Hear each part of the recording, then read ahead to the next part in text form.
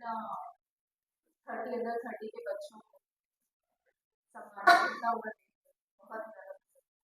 तो आप सभी से चाहती हूँ कि आप सभी अपना ध्यान दें और इस कार्यक्रम को सफल बनाएं। सुप्रीम कोर्ट को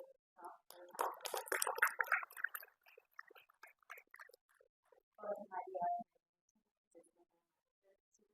और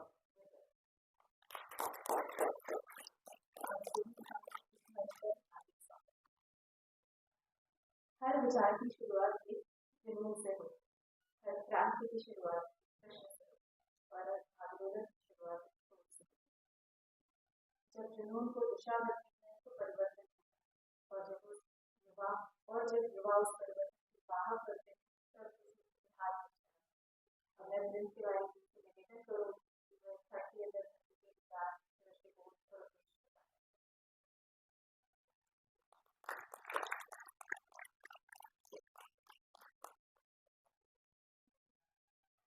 नमस्कार, स्वागत है आप सभी का आज के कार्यक्रम में।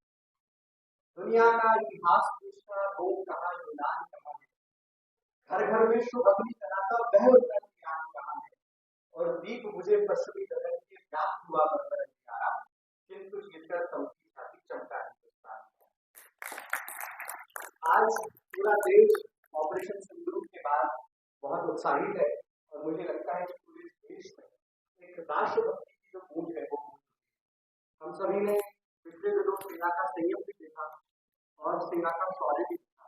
मैं ऑपरेशन सिंदूर के लिए सबसे पहले हमारी देश की सेना को, सशस्त्र बलों को, एजेंसियों को, वैज्ञानिकों और उस देश की हर एक माँ और उस हर एक बहन और उस देश को सैल्यूट करता हूँ, जिसके जज्बे के कारण आज ये देश जो है अपना परचम पूरे विश्व में लहरा रहा है। सोचा था कि गुजरात जैसे राज्य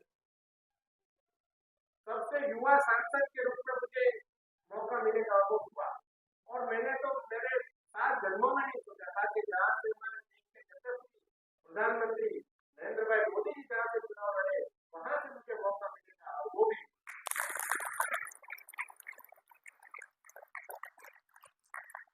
और वो तब हुआ जब मुझे क्या मिलेगा वह ध्यान में रख के मैंने कार्य, वो तब हुआ जब मैंने कुछ बनने के लिए लक्ष्य रखकर कभी कार्य, राष्ट्रहित का कार्य और विचारधारा का कार्य मैंने निस्वार्थ भाव से एक परिवार के सदस्य के रूप में मुझे जो भी कार्य मिला मैंने उसको नापा नहीं, बोला नहीं,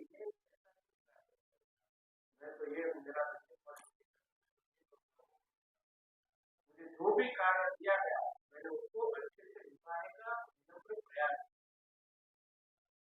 और जैसे हमारे प्रधानमंत्री जी बोलते हैं कि कुछ बनने के लिए हमें कुछ कार्य नहीं करना, कुछ करने के लिए नहीं, वैसे ही आप सबको आपके जीवन में आगे बढ़ेगा। कुछ ऐसे प्री कंसीव ऐसा थॉट नहीं करनी चाहिए, हमें प्रामाणिकता से हम जो भी कार्य करें उसको अच्छे से इम्पैक्टफुली हमें करना है। और मैं आपको The idea is to supply people what nobody can stand. And that is when you will become a monopoly, that is when every other country in the world will look up to you, respect you, and let me tell you, विदेश में भी जो भारत का दिमाग है कहीं नहीं, इसीलिए मैंने भारत माता की तो भारत माता की बहुत कम आवाज है, मेरी तो यही आशा है कि क्या कहने की कोशिश करूँ टेक्निकल लोगों के लिए अपनी फील्ड में ढूंढ रही।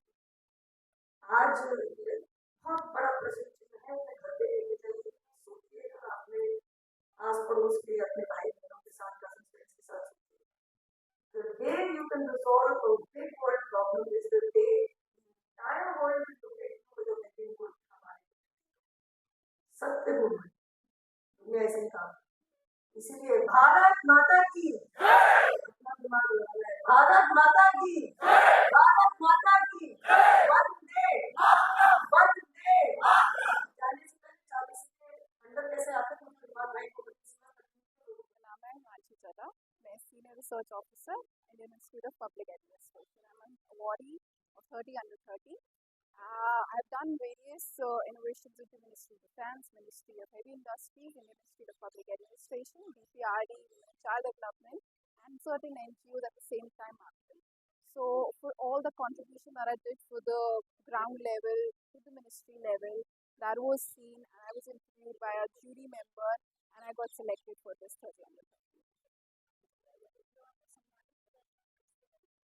I'm so grateful by Rama Global Foundation and the Krishna magazine. I was selected and being felicitated.